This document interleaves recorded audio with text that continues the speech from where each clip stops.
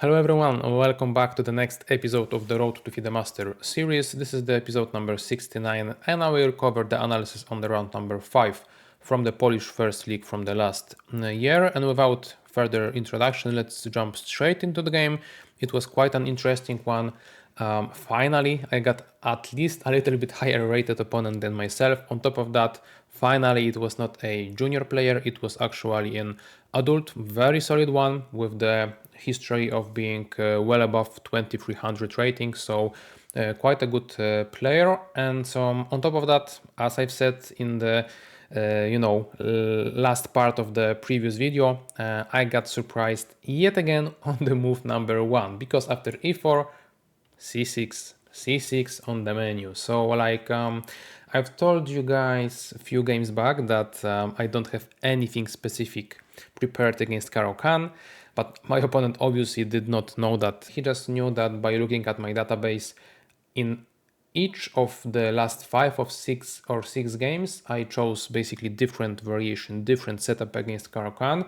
And when I think about it, I feel like it's an advantage, meaning that opponents should be unsure of what to expect, therefore they should go for some different routes and openings. But to my surprise, every other player might actually think it's a weakness of mine, because I cannot choose anything. I am playing everything, therefore I don't know nothing, and this kind of the scenario.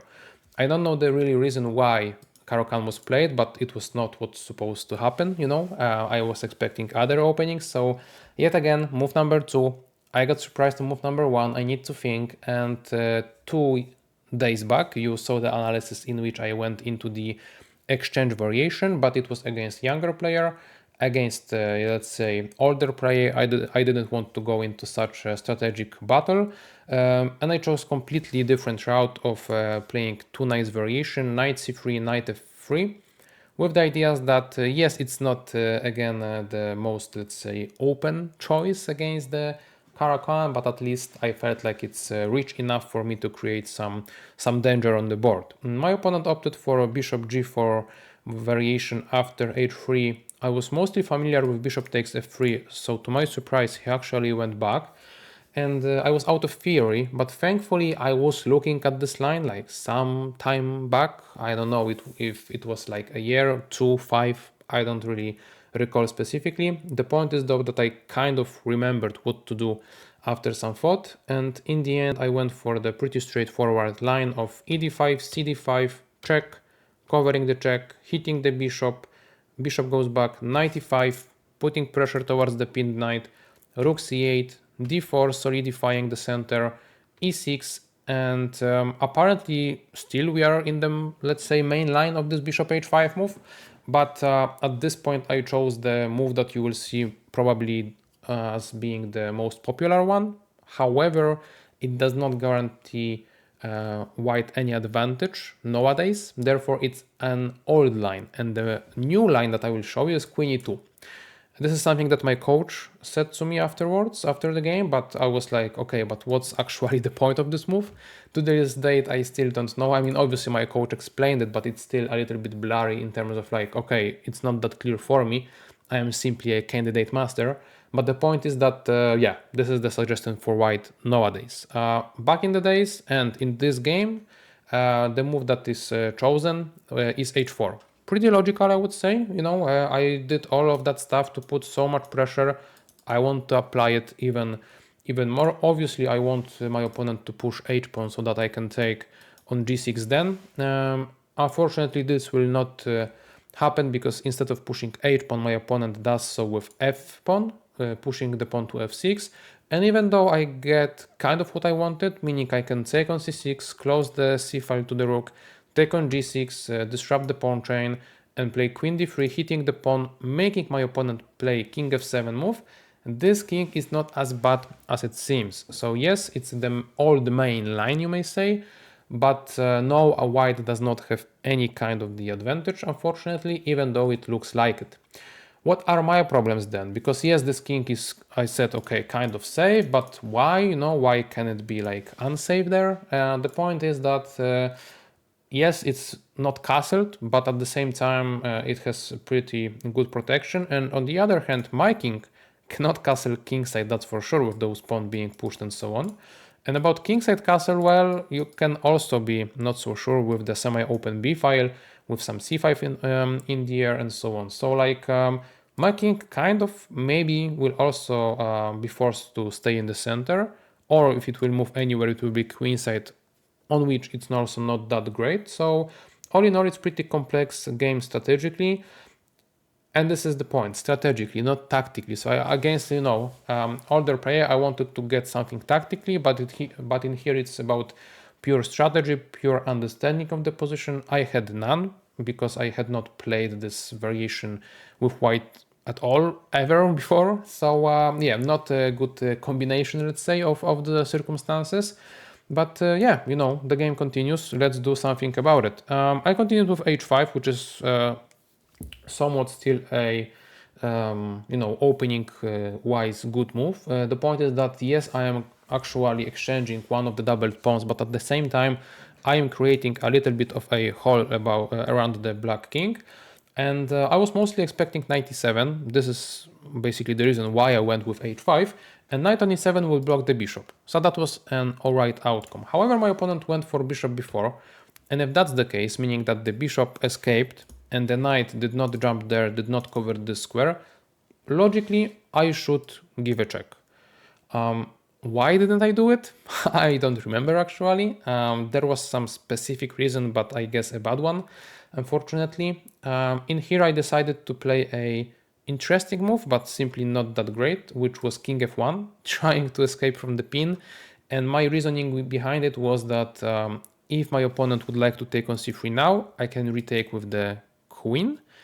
And if that's something that does not happen, because my opponent will play likely knight e7, as I've said, since the bishop is out, the knight can jump there, take over the g6 square. Now I've prepared knight e2, with the idea that after c3 on the next move, I will solidify my pawn tree on the queen side, and I will be happy to, defend against any play of my opponent, either c5 or e5, rook b8, queen b6, all the stuff that would be an attempt of playing either in the center or on the queen side, I am happy about. However, I completely misunderstood the position because my opponent prophylactically went away with the bishop as of now. I played c3 anyway, and I felt alright. I am kind of okay against c3, I solidified my pawn chain. If c3 will not happen, I might even consider b4, even though it looks kind of committing and maybe not that precise. I felt like, yes, closing down the overall play there would be fine. But as I've said, I misunderstood the position because my opponent is not willing to go for a play of any kind on the queen side or in the center, but he's doing so on the king side. And he played simply g6. And I was like, oh my god, strategically I am being completely outplayed. What's the point? The point is that all of the opponent's pieces are connected, especially the heavy ones. So opening, let's say, h file is alright for him, because whenever I exchange, he is having another piece to come into play, then the other to come into play. I have none. This is not connected by any means. On top of that, I am not even that ready to connect any of these. My bishop would have to go away, my king would have to go on the perhaps another open file. So all in all, I am uncoordinated. I went for the very bad setup because I thought about completely different idea from my opponent. He acknowledged that, he played g6, and I'm in trouble. That's the story, let's say, but I continue fighting. I wanted to not take on g6, I wanted to be taken on h5, so I've prepared queen f3, solidifying the pawn, and after takes, he played knight g6. Already at this point I am perhaps struggling, because yes, I protect the rook which is attacked, but at the same time my opponent is preparing a cheeky move of knight h4, because thanks to the x-ray the knight is protected there, and with knight h4 happening on the board, and the problem is that my queen does not have that many squares to go for and still protect the rook. So let's say I played a3, then knight h4 might happen, and the problem is that after this move f5 I'm hit there, I'm taking the square here is taken away. This is the pressure. So all in all, this is basically the only choice I have to exchange, to go there. But as you can tell, this lonely queen is not that great when it has to be met with the force of basically most of, if not all, black pieces. Now, for that reason, I wanted to give some help and hope to my rook, and I've played knight h3, solidifying the rook, allowing me to, after knight h4, not only to go g4, but also h1. And thanks to the fact that my rook is protected, I actually am endangering the knight and taking it. However, my opponent chose simply the exchange and f5 move. Yet again, this f5 comes in handy, and this pawn chain is very good combined with this bishop on the opposite color, and the queen is protecting the knight, my knight is misplaced, and so on, so on. One thing to mention was that, for example, instead of exchanging, my opponent could have gone for the, removal of the defender of the rook, with the hopes that, if it happens like that, obviously he is winning. I would then have to make an in-between move of rook takes h8, hitting the queen, takes, and after knight f5, the point is that in here, well, who is better? I mean, this is not a question of who, because we all know that pieces of black are much more active, right? And this is the weakness that I would have to live with, perhaps. And yeah, and this was maybe, practically speaking, the easiest route for black to advantage, because it's really not that clear how am I ever going to hold on onto this pawn. So I would lose it perhaps, or maybe after this and that I'm kind of holding. So yeah, this might be the reason why my opponent did not go for it. But anyway, the point is that obviously black is better in every route he chooses. So this was what happened in the game. Practically speaking, also kind of an okay decision. Queens are still on the board, initiative is still in the black's hand, so that's all right. And in here, even though I felt like I am playing humanly all right, computer evaluated all of my next 4 moves as the mistakes, simply one by one, bad move, bad move, bad move.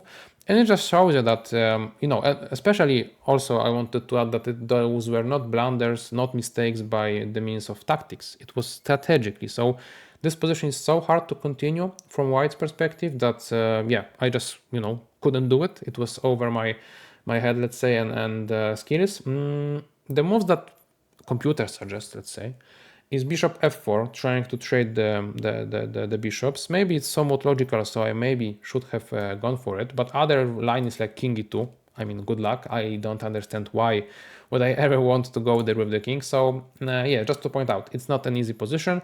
I chose knight f4 move, trying to, reroute my knight into the game in some way, at least.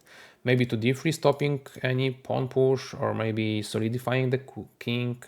I'm not really sure. I guess in here I was not in time trouble, yes, but I was in the trouble, chess-wise, so I cannot explain my moves fully since they were kind of desperate. But yeah, let's just continue. My opponent, on the other hand, has a very easy play. He puts the queen into the game. He's willing to do so with the rook. I played bishop d2, also kind of, trying to finally finish the development. However, this is under pressure, this is not protected, and it's basically asking for trouble. My opponent played rook h8. As expected, I played rook e1, hitting the pawn, and my opponent played a very, very good move, queen g5. Why is it a good one? As I've said, hitting the knight, hitting the bishop too, and I'm not that happy about taking with either of the pieces on the e6, because, well, if I take with the knight, obviously my bishop is lost. If I take with the rook, my knight is lost. So only move that is kind of holding on to the position is queen h2. But you can, write in the comments how ugly this move looks, because not only I was under pressure along this diagonal and on this diagonal, this point, also on this file, and on top of that, I'm actually getting even under more and more and more tactics everywhere. So like, why have I played this? Well, as I've said, it's mostly desperate. And on top of that, it's actually kind of an interesting way to try every trick in the world to save the game. That's the idea. So obviously I am under such a big pressure that my opponent can play basically any move, like, I don't know, a5 maybe, and still have its initiative, let's say. But the most precise way would be to go away from the tactics that I also have, because, if the queen looks there, bishop looks there too. If the bishop looks there, queen looks there too. So it's both ways, kind of. And in order to avoid this, double-edged sword, let's say, my opponent should have played queen g4. maintaining the pressure, maintaining the pin, now threatening with this, because for example, if I play a3, knight f3 is incoming, very powerful move, because if I now take the rook, there is simply checkmate in one, and this is why queen g4 was important to cover the e2 square for my king. However, my opponent was somewhat impatient, and this is the lesson for you guys too, that when having such a tremendous advantage, such a tremendous control over everything that's happening on the board, you don't have to rush with things. You don't have to rush with the, pushing the win and advantage towards it. Because my opponent played knight f3 straight away, and I don't have the eval bar to show you that. Maybe I will do so actually. So just to allow you to visualize how bad my position is terrible, right? And look at this, knight f3, the most obvious move under the sun, 0.00. Why? Well, you will not believe this until you will see it. So, first of all, obviously, this knight attacks everything, but at the same time leaves the rook behind, so I have to accept it. After knight takes d2, king e2 only move, my knight is up for grabs. And the point is that, since the knight is already kind of in the attack, and the queen will always be around it, it's kind of useful to bring the bishop into the attack too. So bishop takes f4 makes the situation like, okay, bishop protects the knight, therefore the queen is free to go, free to attack me, free to checkmate me, and so on. In this route, the queen would be somewhat pinned to the defense of the knight, so it was not a good choice. Therefore, my opponent obviously went for bishop takes f4. And now the funniest thing of all. I just played rook h1, and look at this, guys. This king also, finally, is not that safe anymore, because I can simply play rook h7 and create some checkmate patterns there. And the question is, who will be checkmated first? The answer is no one, because yes, opponent has the move, and he is starting to check me, right? So he starts with queen g4, sorry. I go away, he checks me, I go away, he checks me, I go away, he checks me, I go away. And all of a sudden, I am doing this, walk with a king, like some diamond-like king walk, and my opponent cannot do anything about it. I'm just maneuvering around the knight, and even though the knight, protects so many light squares around it, so it should be easy for the queen to kill me, it's just simply not possible. As I've told you guys, the queen, looking back at this point, checked me on the g4 square, f3, e4, b1, so basically all the checks in the world, still no checkmate. If my rook would not be there, the checkmate would be finally on f1, because everything would protect each other and so on, but it's not happening. The rook is protecting it, queen has to go back, I go back, that's it, guys. There are no more useful, better, more effective checks that the queen can deliver, either there or there, and we've seen it all. It's simply perpetual with a draw, because opponent cannot stop checking me, since I am also having my own threats. So this was tremendously lucky. Like, I had so much luck in those first few games, I cannot tell you enough. And this was as lucky that, I just looked at my opponent at some point when going around with the king in circles, and I kind of smiled, he laughed, so then I also laughed, because what can I do, right? So yeah, pretty intense game and kind of an unexpected ending, but I will take this half of a point for sure.